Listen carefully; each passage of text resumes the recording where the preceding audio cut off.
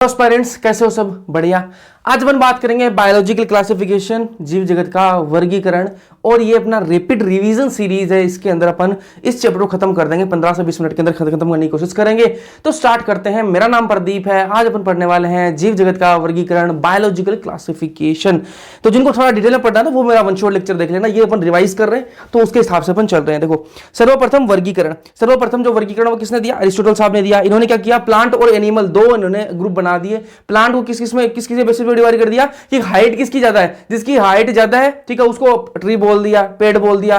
जिसकी हाइट थोड़ी कम है, मिड साइज की हाइट है, उसको बोल दिया श्रब है। ये क्या है? झाड़ियां हैं। ये क्या है? झाड़ियां हैं। और जिनकी एकदम से कम हाइट है उनको क्या बोले? घास है। ऐसे इन्होंने क्या कर दिए? प्लांट्स को क्या कर दिए? डिवाइड कर दिए। अब बात करें एनिमल्स की, एक ग्रुप बनाया एनिमल्स का। तो एनिमल्स में जिसके अंदर रेड ब्लड सेल थी, ठीक है, आरबीसी जिनके अंदर थी, उनको बोल दिया इन्होंने इनाइमा, और जिनके अंदर आरबीसी नहीं थी उनको बोल दिया एनाइमा। फिर आया two kingdom classification. Two kingdom classification आया, और ये किसने दिया? लीनियस साहब ने दिया था। इन्होंने दो कौन कौन से किंगडम बताए? प्लांट और एनिमल, दो किंगडम इन्होंने बताए। फिर आया थ्री किंगडम क्लासिफिकेशन। ये किसने दिया? हैकल साहब ने दिया था। और इसके अंदर प्लांट और एनिमल किंगडम तो पहले से थे, इन्होंने नया ऐड कौन सा कर दिया? तीन किंगडम के अंदर इन्होंने ऐड किया नया, प्रोटिस्टा किंगडम नया ऐड कर दिया। फिर आया फोर किंगडम क्लासिफिकेशन। ये किसने दिया? कोपलैंड ने दिया था। और इसके अंदर पहले से क्या था? प्लांटी था पहले से, प्लांट किंगडम था पहले से था, एनिमल भी था पहले से, और प्रोटिस्टा भी था। फिर इन्होंने क्या किया? मोनेरा को ऐड कर दिया। नया क्या ऐड किया इन्होंने? फोर्थ किंगडम के अंदर मोनेरा को ऐड कर दिया गया। फिर बात करें फाइव किंगडम की, तो फाइव किंगडम सबको पता है किसने दिया? आर एच विटेकर साहब ने दिया था। और इन्होंने देखो, प्लांट पहले से था, एनिमल आ गया था, प्रोटिस्टा आ गया था, मोनेरा आ गया था। लास्ट में इन्होंने क्या ऐड कर दिया? फंजाई जो है वो इन्होंने ऐड कर दिया फाइव किंगडम के अंदर। फिर आया सिक्स किंगडम क्लासिफिकेशन, और ये किसने दिया? कार्ल वूज ने दिया था। और इन्होंने क्या किया? देखो, प्लांट था, ठीक है, एनिमल था, प्रोटिस्टा था, फंजाई था। इन्होंने मोनेरा का क्या कर दिया? मोनेरा को दो ग्रुप्स के अंदर डिवाइड कर दिया, आर्की बैक्टीरिया और यू बैक्टीरिया के अंदर। से सिक्स किंगडम क्लासिफिकेशन हो गया। अब बात करें ड्रॉबैक्स ऑफ टू सेकंड और थर्ड और फोर्थ किंगडम की।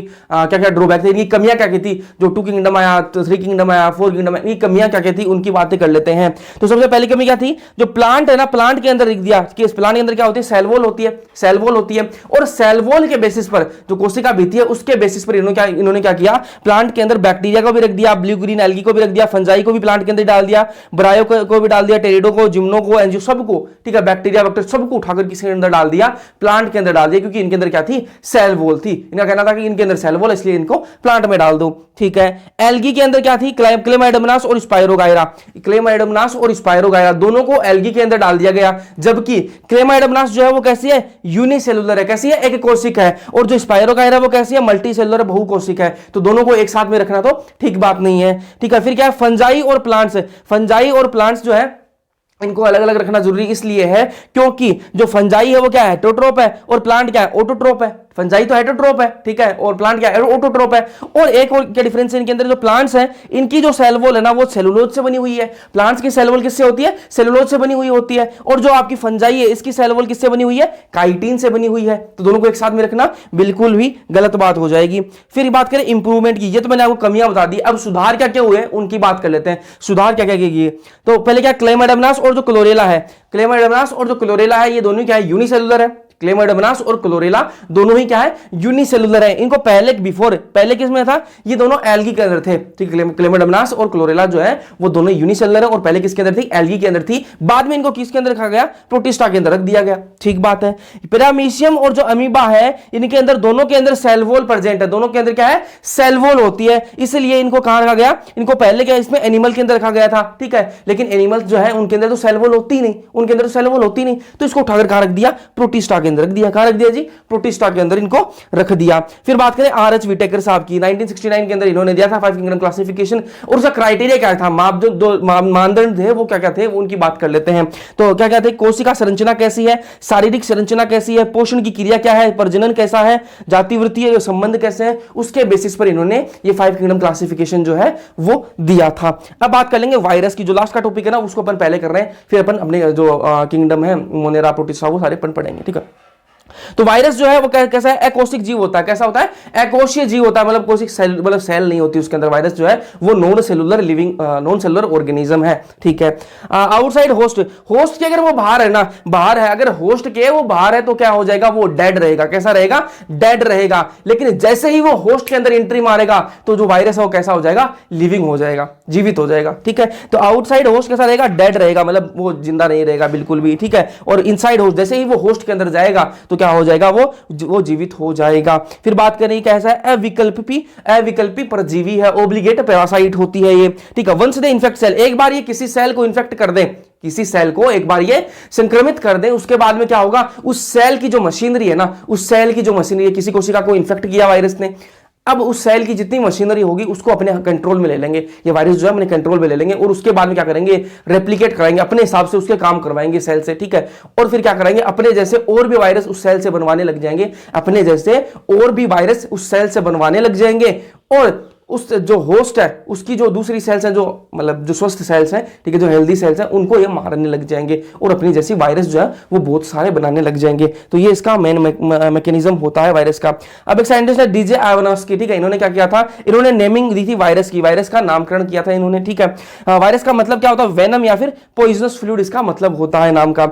WM स्टानले साइंटिस्ट थे, उन्होंने क्या किया, उन्होंने क्या कहा वायरस के बारे में कि वायरस को रवेदार बनाया जा सकता है, वायरस को रवेदार मतलब क्रिस्टल के फॉर्म में रखा जा सकता है, वायरस को बनाया जा सकता है, और इस रवे में मुख्यतः प्रोटीन होता है, और जो ये रवा बना है, जो क्रिस्टल बना है, इसके अंदर जो मेनली क्या होगी, प्रोटीन होगी, ठीक है। फिर आए एक साइंटिस्ट MW बीजरनिक साहब, इन्होंने क्या बोला वायरस के बारे में, contagium vivum fluidum, contagium vivum fluidum, इस लाइन का मतलब क्या होता है, संक्रामक जीवित तरल, मतलब ये जो तरल है वो कैसा है, संक्रामक है, ठीक है। इन टोबैको प्लांट के अंदर इन्होंने देखा था।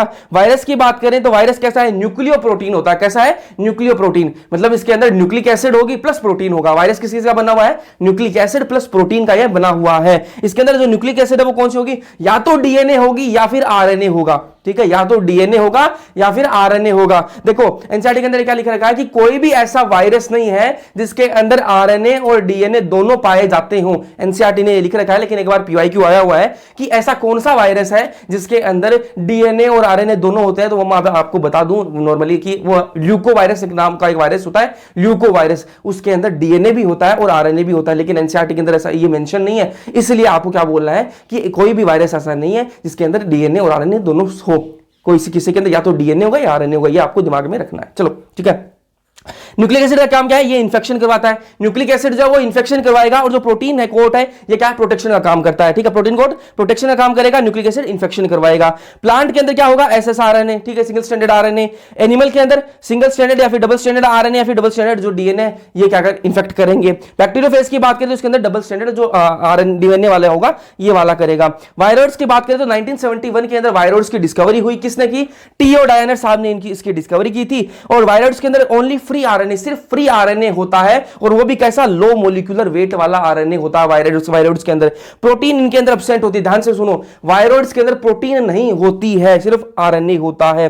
प्रायोन्स की बात करें तो प्रायोन्स के अंदर प्रोटीन होती है भैया ना। ये क्या करते हैं, न्यूरोलॉजिकल डिजीज कोज करते हैं, क्या करते हैं, न्यूरोलॉजिकल डिजीज कोज करते हैं। प्रायोन्स के अंदर सिर्फ प्रोटीन ही होती है, ठीक है। ये न्यूरोलॉजिकल डिजीज कौन सी, BSC किसके अंदर होती है, केटल्स के अंदर, मैडकाउ करती है, CJD, ठीक है, ये किसके अंदर होती है, ह्यूमंस के अंदर। तो ये न्यूरोलॉजिकल डिजीज है। फिर बात करें लाइकेन की, लाइकेन बनता कैसे, एल्गी प्लस फंजाई, एल्गी और फंजाई दोनों साथ में रहेंगे तो क्या बनाएंगे, ये लाइकेन बनाते हैं। अब इसके अंदर एल्गी क्या है, ऑटोट्रोपिक है, ऑटोट्रोपिक मतलब अपना खाना खुद बनाएगी, ये एल्गी तो है, ये तो खाना बनाएगी, और फंजाई जो है ये क्या है, ऑटोट्रोपिक है, और ये क्या करती है, शेल्टर, मिनरल और वाटर ये लाकर देती है। ये एल्गी को लाकर देगी, क्या शेल्टर देगी, वाटर देगी, मिनरल देगी फंजाई, और जो एल्गी है वो खाना बनाकर दे देगी, ठीक है। और ये जो लाइकेन है क्या है, पोल्यूशन इंडिकेटर है, क्या है ये, पोल्यूशन इंडिकेटर। अब बात कर ले मोनेरा की, तो सभी बैक्टीरिया मोनेरा जगत में आते हैं, जितने भी बैक्टीरिया सारे कहां मिलेंगे आपको, मोनेरा जगत में मिलते हैं। बैक्टीरिया सूक्ष्म जीवियों में सर्वाधिक संख्या में होते हैं, सूक्ष्म जीवी जो है उनके रूप में क्या है, सर्वाधिक क्या है, बैक्टीरिया ही है, ठीक है। आकार की बात करें तो कोकस गोलाकार, बेसिलस छेदाकार, विब्रियम कोमाकार, स्पाइरलम सर्पिलाकार, ठीक है। बैक्टीरिया क्या है, दो प्रकार के हो सकते हैं, स्वपोषी या फिर परपोषी। तो जो स्वपोषी है वो क्या है, कुछ होते हैं, मतलब कुछ है स्वपोषी, तो बाकी मेनली कैसे है, परपोषी ज्यादातर, अधिकतर कैसे है, परपोषी ही है। अगर वो स्वपोषी है तो स्वपोषी वो दो प्रकार के हो सकते हैं, एक प्रकाश संश्लेषी हो सकते हैं या फिर एक रसायन संश्लेषी हो सकते हैं।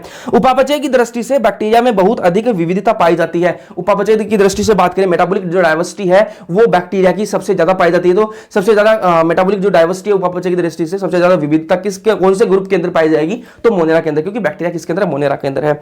रसायन संश्लेषी बैक्टीरिया की बात करें तो ये क्या करते हैं? रसायन जो संश्लेषी बैक्टीरिया क्या करते हैं?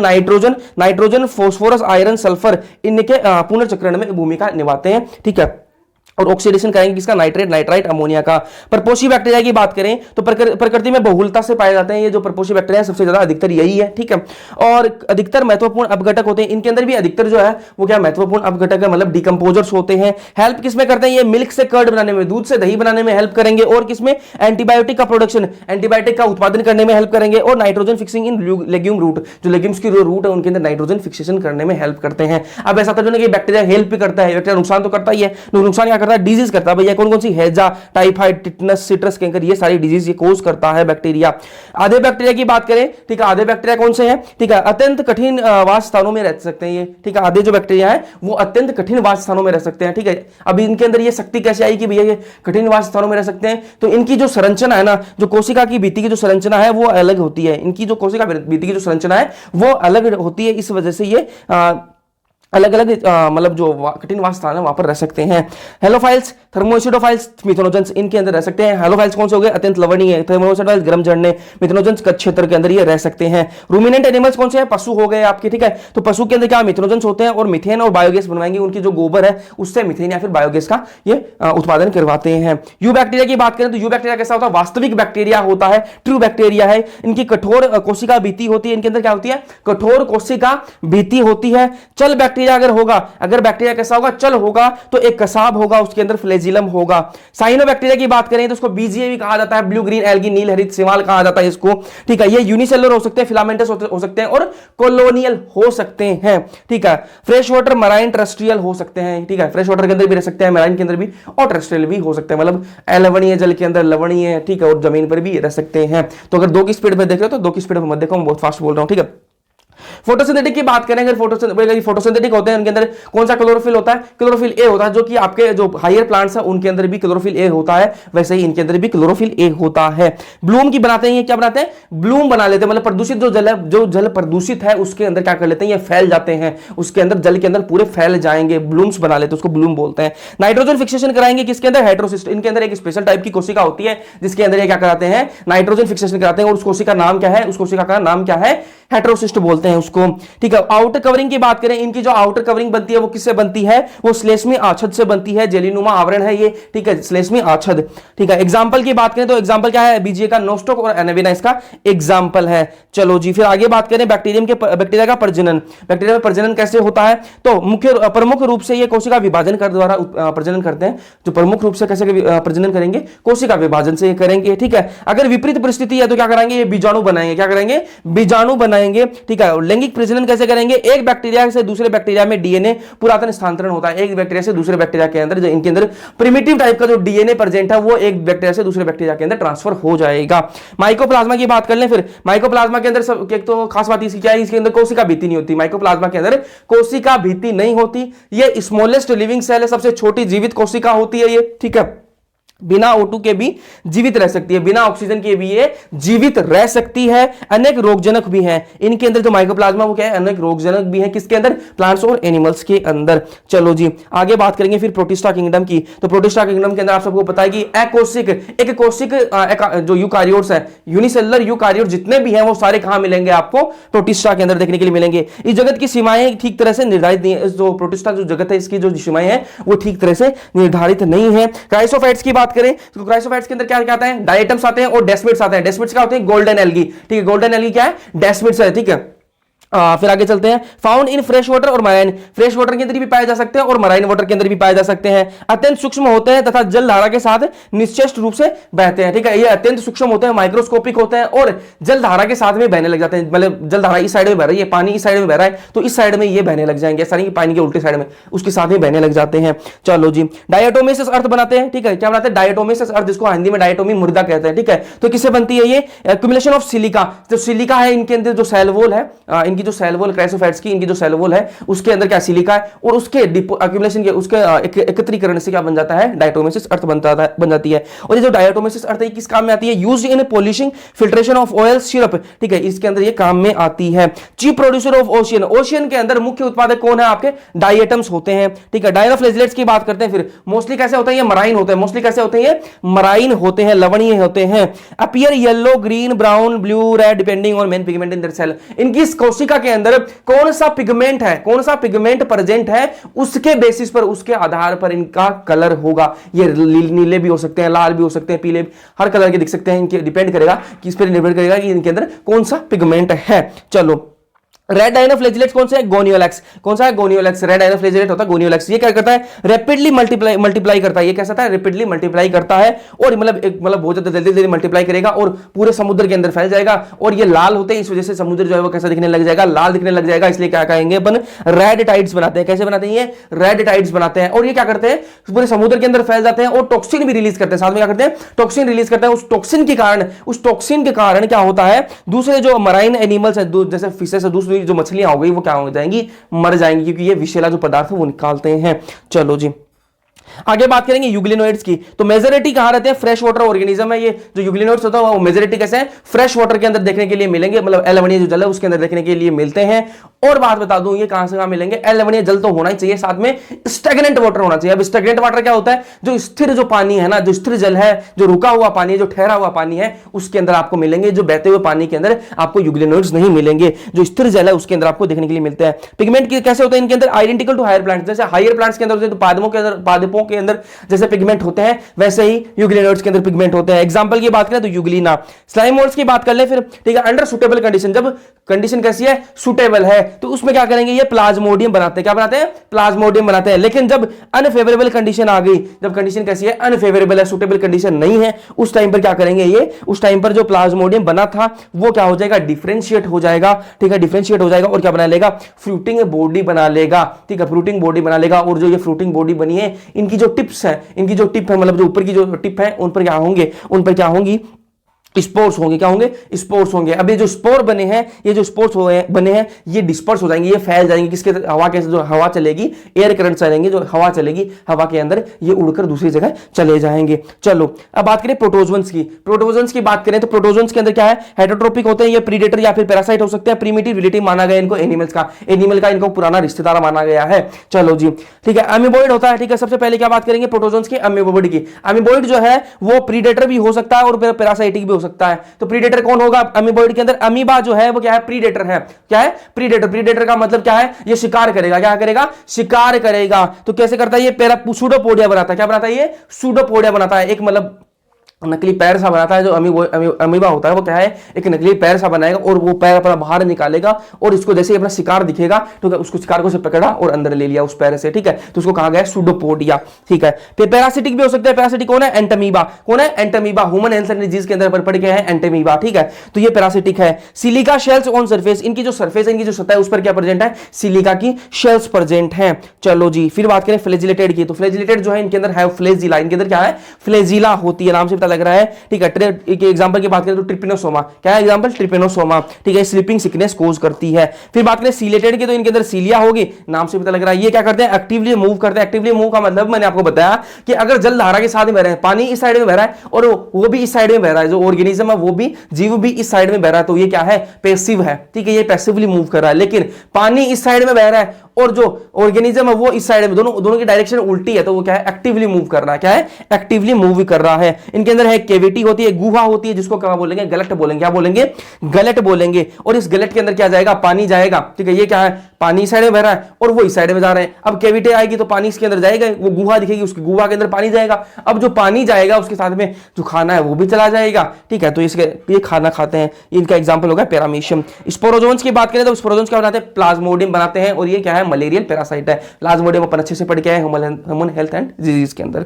चलो, क्राइसोफाइट जो है इसके अंदर सेल वॉल कैसी होती है, 2 ओवरलैपिंग शेल्स होती हैं, 2 ओवरलैपिंग शेल्स होती हैं, एक दूसरे पर ऐसे 2 ओवरलैप करती हुई शेल होती है और वो एक दूसरे में फिट होती हैं, जिनको सोप बॉक्स जैसा बताया गया है, सोप बॉक्स जैसा बताया गया है। ठीक है, डायनोफ्लेजिलेट के अंदर कैसी होती है, स्टिफ सेलुलोज प्लेट्स होती हैं, स्टिफ सेलुलोज की प्लेट्स होती हैं। यूग्लिनोइड्स के अंदर सेल वॉल एब्सेंट होती है, यूग्लिनोइड्स के अंदर कोई सेल वॉल नहीं होती, लेकिन इनके अंदर एक पेलिकल की लेयर होती है, पेलिकल की एक प्रोटीन की लेयर होती है जो कि कैसी होती है, फ्लेक्सिबल होती है। वो कैसी होती है, फ्लेक्सिबल होती है। स्लाइमोल्स की बात करें तो स्पोर्स हैव ट्रू वॉल्स, इनके जो स्पोर बनते हैं ना उनके अंदर ट्रू वॉल्स होती हैं। ठीक है, क्राइसोफाइट जो है वो कैसे मोस्टली फोटोसिंथेटिक होते हैं। क्राइसोफाइट्स कैसे होते हैं, मोस्टली कैसे होते हैं, फोटोसिंथेटिक होते हैं। डायनोफ्लेजिलेट्स कैसे होते हैं, मोस्टली फोटोसिंथेटिक होते हैं। यूग्लिनोइड्स कैसे होते हैं, फोटोसिंथेटिक भी होंगे। कैसे कब होंगे, जब सनलाइट होगी, जब सनलाइट होगी तो फोटोसिंथेटिक होंगे यूग्लिनोइड्स, और जब सनलाइट नहीं होगी तब क्या होंगे, ये हेटरोट्रोपिक हो जाएंगे। वापस बोल रहा हूं कि यूग्लिनोइड्स जब सनलाइट होगी तो फोटोसिंथेसिस करेंगे, और जब सनलाइट नहीं होगी, जब सूर्य जो प्रकाश नहीं होगा, ठीक है, तो उस टाइम पे क्या करेंगे, ये हेटरोट्रोपिक हो जाएंगे। चलो, स्लाइमोल्स जब वो कैसे होंगे, सेप्रोफिटिक होंगे। चलो जी, अब बात करें इनके अंदर क्या फ्लैजिला है। डायनोफ्लेजिलेट्स के अंदर 2 फ्लैजिला होती हैं, एक लॉन्गिट्यूडिनल होती है, एक ट्रांसवर्स होती है। ठीक बात है। अब इनके अंदर भी, यूग्लिनोइड्स के अंदर भी 2 फ्लैजिला है, एक लॉन्ग होती है, एक शॉर्ट होती है, एक बड़ी होती है, एक छोटी होती है। चलो, अब बात कर लेते हैं फंजाई की। किसकी बात करेंगे दोस्त, फंजाई की बात कर लेते हैं। तो फंजाई क्या है, यीस्ट है। ठीक है, यीस्ट के अंदर किसके अंदर आता है, फंजाई के अंदर आता है। वो क्या आता है, ब्रेड और बियर बनाने में काम आता है। ठीक है जी। पक्षीना क्या करता है, रस्ट करता है, किसके अंदर, वीट के अंदर रस्ट कर देता है। ठीक है, पेनिसिलियम क्या है, एंटीबायोटिक बनाता है। ठीक है, बात है। ठीक है, कोस्मोपोलिटन होते हैं। क्या होता है, फंजाई होते हैं वो कैसे होते हैं, कोस्मोपोलिटन, मतलब विश्वव्यापी होते हैं, कहीं भी पाए जा सकते हैं, कहीं भी आपको ये देखने के लिए मिल सकते हैं, कहीं भी, मतलब एयर, वाटर, सोइल, ठीक है, ऑन एनिमल्स एंड प्लांट्स, ठीक है, हवा के अंदर, पानी के अंदर, जमीन के अंदर, ठीक है, और दूसरे जो एनिमल्स है, प्लांट्स है, उनके ऊपर भी ये पाए जा सकते हैं फंजाई। ठीक है, फंजाई आर फिलामेंटस, फंजाई कैसी है, फिलामेंटस मतलब तंतुमयी है। कैसी है, तंतुमयी है। सारी फंजाई तंतुमयी है, किसको छोड़कर, एक को छोड़कर, किसको, एक्सेप्ट यीस्ट। यीस्ट क्या है, अपवाद है इसके, इस यीस्ट जो है कैसी है, एक कोशिका यूनिसेलुलर होती है। ठीक है, अब ये तंतुमयी होते हैं, फिलामेंटस होते हैं। तो body consist of thread like structure called hyphae. इनकी जो बॉडी है किससे बनी हुई है, अगर धागे जैसे संरचना से बनी हुई है, जिसको क्या बोलेंगे अपन, जिसको बोलेंगे अपन हाइफी, हिंदी में तंतु। ठीक है, नेटवर्क ऑफ हाइफी। अब इस तंतु का जो जाल बनेगा, इस तंतु का एक तंतु थोड़ा ना होगा, इस तंतु का पूरा जाल बनेगा, उस जाल को क्या बोलेंगे, माइसेलियम कहा जाएगा। क्या कहा जाएगा, माइसेलियम। और ये माइसेलियम जो है वो सिनोसिटिक हो सकता है और सेप्टेट हो सकता है। रिप्रोडक्शन की बात कर ले फंजाई के अंदर, तो फंजाई जो रिप्रोडक्शन कैसे कर सकती है, फ्रेगमेंटेशन से कर सकती है, फ्यूजन से कर सकती है, और बडिंग से कर सकती है। ठीक है, स्पोर्स बनेंगे सेक्सुअल और असेक्सुअल। प्लाज्मोगेमी क्या है, मतलब इसका fusion of protoplast between 2 motile and non motile gametes. 2 motile या फिर नॉन मोटाइल गेमेट्स के बीच में अगर फ्यूजन हो रहा है तो उसको बोल देंगे प्लाज्मोगेमी बोल देंगे। कार्योगेमी क्या होती है, फ्यूजन ऑफ 2 न्यूक्लियाई, न्यूक्लियस को क्या बोलते हैं, कार्योन बोलते हैं। तो 2 न्यूक्लियस के बीच में अगर फ्यूजन होता है तो कार्योगेमी होगी। ठीक है, डाइकार्योन क्या होता है, एक सेल है, इसके अंदर 2 न्यूक्लियस है, एक सेल है और उसके अंदर एक कोशिका, उसके अंदर 2 न्यूक्लियस हो गए तो उसको बोल देंगे डाइकार्योन बोल देंगे। डाइकार्योफेज क्या होता है, इसी डाइकार्योन, ठीक है, ये एक सेल के अंदर 2 न्यूक्लियस है, इसी फेज को क्या बोल देंगे, डाइकार्योफेज बोल देंगे। अब ये डाइकार्योन जो फेज है, ये डाइकार्योन जो किस के अंदर देखने के लिए मिलेगा अपन को, एस्कोमाइसिटीज और बेसिडियोमाइसिटीज जो है इनके अंदर अपन को देखने के लिए मिलता है। चलो जी, आगे चलते हैं। फिर ये ट्रिक से आपको याद रह जाएगा सारा सिस्टम जो है कि किसके अंदर क्या है, बेसिडियोस्पोर बनेंगे, किसके अंदर सेक्सुअल है, किसके अंदर सेक्सुअल है, वो सारी चीजें इसी ट्रिक से आपको क्लियर हो जाएंगी। तो क्या है ट्रिक है, सबका सपना डॉक्टर बनना। क्या है, सबका सपना डॉक्टर बनना। ठीक है, तो इससे आपको याद रहेगा जो कैपिटल है उनका मतलब है। ठीक है, एस का मतलब क्या हो जाएगा, सेक्सुअल। ठीक है, ए का मतलब क्या है, एस्कोस्पोर, और बी का मतलब क्या है, बेसिडियोस्पोर। मतलब एस्कोस्पोर और बेसिडियोस्पोर क्या है, सेक्सुअल है। बाकी सेक्सुअल तो 2 ही है, एस्कोस्पोर और बेसिडियोस्पोर। ठीक है,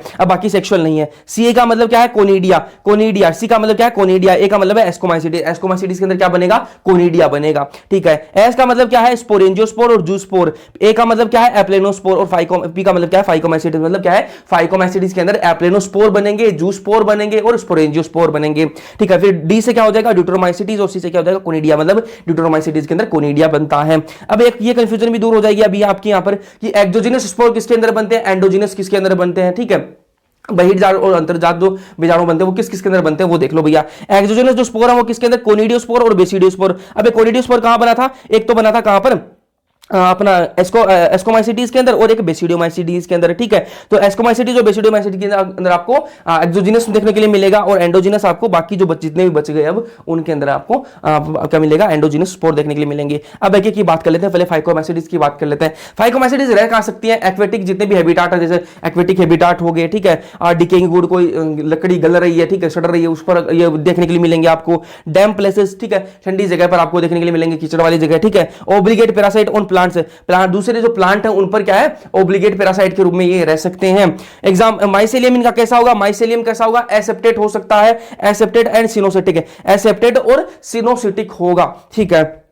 एग्जाम्पल की बात करें तो एग्जाम्पल क्या है इसके, राइजोपस, एल्ब्यूगो और म्यूकर। राइजोपस क्या है, इसमें ब्रेड मोल्ड है, ठीक है। एल्ब्यूगो क्या है, पैरासिटिक फंजाई ऑन मस्टर्ड है, और म्यूकर ये इसके एग्जाम्पल है। इसको याद रखने के लिए जो सिंपल सी ट्रिक है वो क्या है, राम, ठीक है। तो RAM, ठीक है, आर से राइजोपस, ए से एल्ब्यूगो हो जाएगा, एम से म्यूकर हो जाएगा। चलो जी आगे बात करें फिर एस्कोमाइसिटीज की। एस्कोमाइसिटीज जो है वो क्या, सेक फंजाई भी इसको कहा जाता है। क्या कहा जाता है इसको, सेक फंजाई भी कहा जाता है। इसके अंदर क्या आएंगी, सेप्रोफिटिक डिकम्पोजर होंगे, ये पैरासिटिक होंगे, कोप्रोफाइलस मतलब ये गोबर पर उगेंगे, ठीक है। ये सारी चीजें इसके अंदर, ठीक है। सेप्रोफिटिक होंगे मतलब डिकम्पोजर, दूसरे पर जो कोई जानवर मर गया तो उसको छुड़ाने गलाने में का काम करेंगे, ठीक है। और क्या मोस्टली कैसे होंगे, मल्टीसेलुलर होते हैं। ये एस्कोमाइसिटीज जो है वो मोस्टली मल्टीसेलुलर होते हैं, ठीक है। लेकिन एक अपवाद तो है ही, वो कौन है, यीस्ट है, ठीक है। तो यीस्ट जो है वो कैसा है, इनके अंदर यूनिसेलुलर है, ठीक है। अब इनकी माइसेलियम की बात करें तो इनके अंदर ब्रांच्ड होगा और सेप्टेट होगा। माइसेलियम कैसा होगा, ब्रांच्ड होगा और सेप्टेट होगा। एग्जांपल की बात करें तो aspergillus, claviceps, neurospora, morels and truffles. अब इनके अंदर खास बात क्या है, न्यूरोस्पोरा जो क्या है बायोकेमिकल और जेनेटिक वर्क के अंदर यूज किया जाता है, ठीक है। जो न्यूरोस्पोरा वो बायोकेमिकल और जेनेटिक वर्क के अंदर यूज किया जाता है, ये लाइन बहुत इंपॉर्टेंट है, ध्यान में रखना, ठीक है। मोरल्स और जो ट्रफल्स है वो क्या है, ईडिबल है। अब इसको याद रखने जो सिंपल सी ट्रिक है वो क्या है, आज ऐश्वर्यासी नहीं मैडम, आज जो नहीं मैडम वो कैसी है, ऐश्वर्यासी है, ठीक है। याद रख सकते हो, आई से क्या हो जाएगा एस्कोमाइसिटीज, और ऐश्वर्या से हो जाएगा एस्पार्जिलस, सी से हो जाएगा क्लेविसेप्स, एन आई से हो जाएगा न्यूरोस्पोरा, मैडम से हो जाएगा मोरल्स एंड ट्रफल्स। चलो जी अब बात कर ले बेसिडियोमाइसिटीज की। तो बेसिडियोमाइसिटीज को क्या कहा जाता है, मशरूम कहा जाता है, ब्रैकेट फंजाई, पफबॉल्स कहा जाता है। अब ये उगते कहां पर है, ग्रो ऑन सोइल, ठीक है। सोइल पर उग सकते हैं, लोग्स वाले बड़े बड़े जो लकड़ होते हैं उन पर उग सकते हैं, और ट्री स्टम्प्स, ठीक है, ट्री की जो स्टम्प्स हैं उन पर, ठीक है। पैरासिटिक इन प्लांट के अंदर पैरासिटिक के रूप में रह सकते हैं, जैसे रस्ट हो गई, स्मट हो गई, उनके अंदर, ठीक है। माइसेलियम का कैसा होगा, ब्रांच्ड होगा और सेपरेट होगा, ठीक है। और इनके अंदर एसेक्सुअल स्पोर कैसे होंगे, एब्सेंट होंगे। एसेक्सुअल स्पोर इनके अंदर नहीं होते, बेसिडियोमाइसिटीज के अंदर एसेक्सुअल स्पोर नहीं होंगे। वेजिटेटिव रिप्रोडक्शन कैसा होगा, इनके अंदर फ्रेगमेंटेशन से होगा जी, ठीक है। रिप्रोडक्शन कैसे होगा, फ्रेगमेंटेशन से होगा। सेक्सुअल ऑर्गन, सेक्स ऑर्गन इनके अंदर एब्सेंट होते हैं, सेक्स ऑर्गन होते ही नहीं बेसिडियोमाइसिटीज के अंदर, लेकिन ये प्लाज्मोगेमी करते हैं। दो अलग अलग स्ट्रेन के जो अलग अलग स्ट्रेन है उनका फ्यूजन होता है, fusion of two different strain, ठीक है, वो क्या है, प्लाज्मोगेमी होगी। एग्जांपल की बात करें बेसिडियोमाइसिटीज की, एग्जांपल क्या है, अगेरिकस, ठीक है। अगेरिकस क्या है, मशरूम। पक्सीनिया क्या है, रस्ट करता है। यूस्टेलेगो स्मट, टडस्टूल एनसीईआरटी के अंदर नहीं दे रखा, लेकिन इसको याद रख लेना, टडस्टूल भी, ठीक है। एग्जांपल याद रखने के लिए जो सिंपलिसिटी का है वो क्या है, बापू, क्या है, बापू। बी से रख लेना बेसिडियोमाइसिटीज, ठीक है। ए से आपका हो जाएगा एगरेगस, पी से हो जाएगा पक्सीनिया, और यू से हो जाएगा एस्ट्रोलेगो। चलो जी अब बात कर ले ड्यूटोरोमाइसिटीज की। ड्यूटोरोमाइसिटीज क्या होती है, इम्परफेक्ट फंजाई होती है, ठीक है। क्या होती है, इम्परफेक्ट फंजाई इसको बोलते हैं। Only asexual phase is known, इसके अंदर अपन को सिर्फ एसेक्सुअल फेज पता है, अपन को सिर्फ एसेक्सुअल फेज पता है, ठीक है। माइसेलियम इनका कैसा होगा, सेप्टेट होगा और ब्रांच्ड होगा, ठीक बात है, ठीक है। एग्जांपल की बात करें तो कोलेकोट्राइकम, अल्टरनेरिया और ट्राइकोडर्मा इसके एग्जांपल हो गए। एग्जांपल याद रखने की सिंपल सी ट्रिक का वो क्या है, कैट, ठीक है। तो ये अपना चैप्टर जो है वो कंप्लीट हो गया, बायोलॉजिकल क्लासिफिकेशन। तो जैसा भी आपको लगे कमेंट सेक्शन के अंदर कमेंट करके जरूर बताना। आपका कमेंट देख के और लाइक देख के मुझे बहुत मोटिवेशन मिलता है, सही में मिलता है। तो कमेंट कर देना, लाइक जरूर से करना वीडियो को, और जैसा भी आपको लगे जरूर बताना। बाकी नेक्स्ट लेक्चर के अंदर मिलते हैं, अपने दोस्तों के साथ में शेयर कर देना, वीडियो को पसंद आया लाइक कर देना, चैनल को सब्सक्राइब कर लेना। मिलते हैं नेक्स्ट लेक्चर के अंदर, तब तक के लिए पढ़ते रहो।